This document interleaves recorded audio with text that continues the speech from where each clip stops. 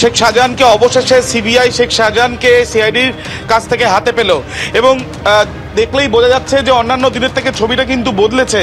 নিজাম প্যালেসের যে গেট দিয়ে ভেতরে প্রবেশ করানো হয় সেখানে 3 জন সিআরপিএফের জওয়ান, ঠিক যেখানে আমরা দাঁড়িয়ে রয়েছি সেই সিঁড়ির সামনে সেখানে সিআরপিএফের জওয়ানদের মজুত করা হয়েছে। এমনকি এই যে নিজাম প্যালেস, সেই নিজাম প্যালেসের যে প্রধান যে গেট রয়েছে, যে গেট থেকে গাড়ি প্রবেশ করে, সেই গেটও প্রচুর সংখ্যায় সেন্ট্রাল ফোর্স সেখানে রাখা হয়েছে। মূলত কারণ হিসেবে একটাই, যে শেখ শাহজাহানকে যখন এখানে প্রবেশ করানো হবে এই নিজাম প্যালেসে, সেখানে যাতে কোনো সমস্যা তৈরি না হয়। এই যে 3টে মামলা ইতিমধ্যে হয়েছে, সেই মামলার তদন্তে শেখ শাহজাহানের সেই মামলার মধ্যে 2টি তদন্তে সন্দেশকারীতে যে ইডির ওপর যে হামলা হয়েছিল সেই তদন্তে শেখ শাহজাহানের যোগ আছে কিনা সেই বিষয়গুলো নিশ্চিতভাবে জানার চেষ্টা চালাবেন তদন্তকারীরা এবং সেই জন্যই তাকে জিজ্ঞাসাবাদের প্রক্রিয়া চালাবেন তারা।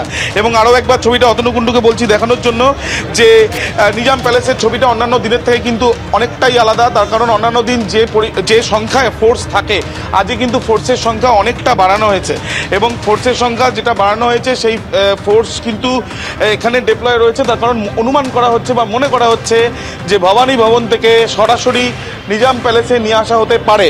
এবং আমরা জানি যে আজকে সিআইডির তরফ থেকে যে মেডিকেল পরীক্ষা করা হয়েছে, সিআইডির তরফ থেকে যেটা বলা হচ্ছে যে অ্যাকিউজ যিনি রিমান্ডে থাকা কোনো অ্যাকিউজ তাদেরকে হ্যান্ড ওভারের ক্ষেত্রে এটা প্রসিডিওর এবং সেই প্রসিডিওর থেকেই তারা এসএসকেএম হাসপাতালে গিয়ে এই মেডিকেল চেক আপের প্রসেসটা তারা করেছেন।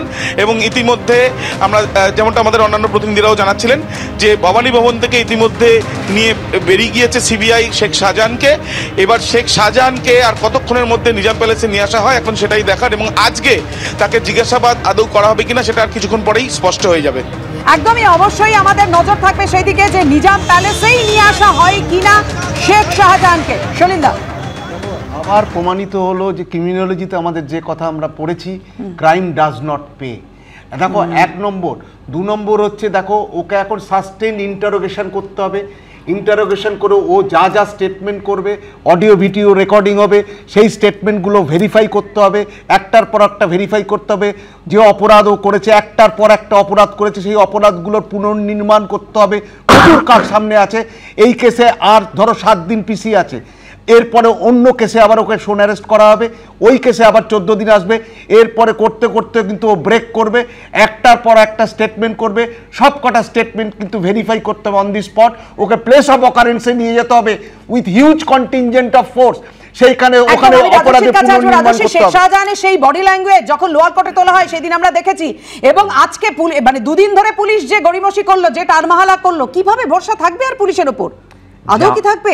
জামাই আজকে তার আসল শ্বশুর বাড়িতে যাচ্ছে, তাই জন্য বডি ল্যাঙ্গুয়েজটা পাল্টে গেছে এখানে পরিষ্কার দাঁড়িয়ে।